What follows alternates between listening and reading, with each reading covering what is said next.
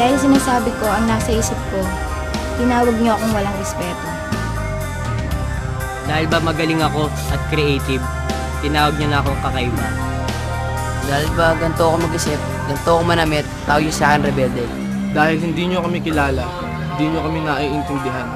Kaya nyo kami pinagsasaraduhan ng pinto.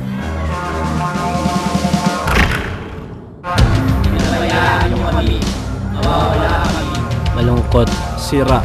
Naghahanap. Nangangailangan. nawawala kami.